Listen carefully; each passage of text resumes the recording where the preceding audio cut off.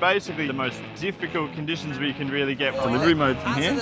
Delivery mode. Get the champagne on deck. All right, you're with James, Stu and Will. We're going to watch race number 7 from Los Angeles. Let's go. Today, they're going to need some major... 4-up conditions, isn't it?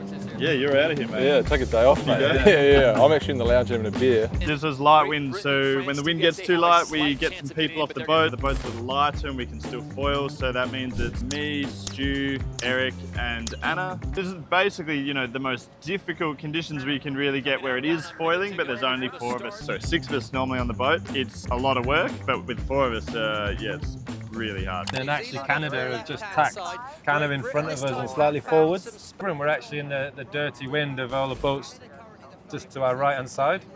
Yeah, so we actually have some static software to help us. It actually gives us a time to kill number in seconds. So in theory, you watch that number coming down and when it hits 0, you pull the trigger and go. But that works very well in San Francisco, for example, when the wind's consistent and in range. But when it's super light like this, it becomes much less predictable. It's quite hard to pop up on the foil through everyone's gas, isn't it? You guys do quite a really good job here to actually get up to speed and get going. Yeah, definitely. You need a lot of patience, a lot of finesse in the boat.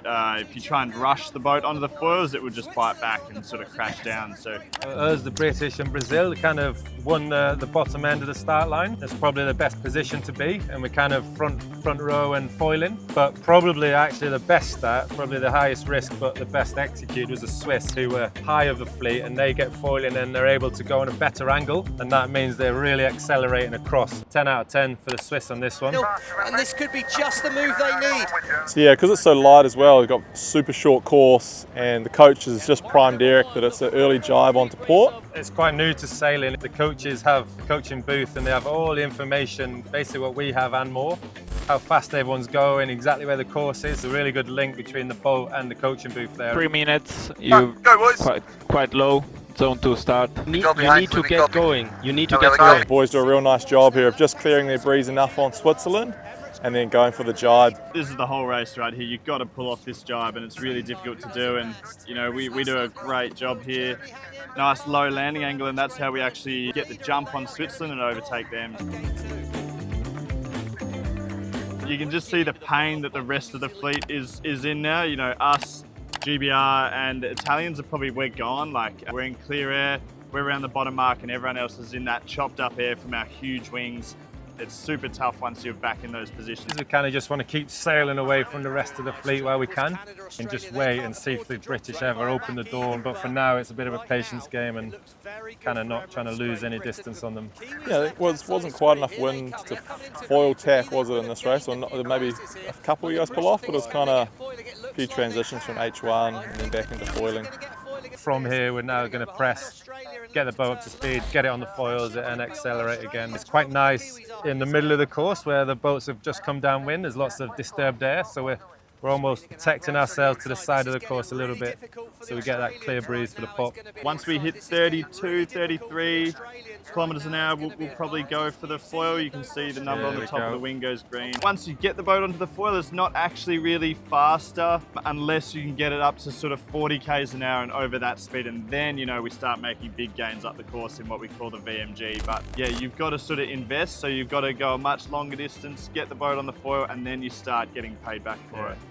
Yeah, that's a rare sight. The Aussies in a world of pain, just rounding the bottom marks now, and you know, we're not far off the top marks. It's amazing how much distance the fleet spreads out in this breeze. It's just so hard once you're in the pack. That will get the shot through to the final, so it's good. Yeah, so you see here, as soon as the boat goes foiling, I jump back into my normal spot of flying the boat. But when we're not foiling and we've got one hull in the water, then I have to jump forward and help with the grinding on the handles. So there's a lot of moving around from the crew. Anna, our strategist, who's normally at the back of the boat, helping us navigate around the course. She becomes the powerhouse of the boat. She's doing the majority of the grinding, so you've got to be multi-skilled once we go to this breeze. Yeah, and here I think we end up sailing a little bit past ley line, but I think we were just being a bit conservative, and we think Italy nearly sneaks inside. Trying to keep it safe, but not too safe. Yeah, I think that it probably highlights the fact that, you know, there's 4 people on the boat trying to do 6 people's roles. Yeah. It's a matter of maybe not perfection, but minimising the mistakes, and I think, probably missed one, a little one there, didn't we? But big picture, picture-wise, you know, we're still on the foils and we're still ripping.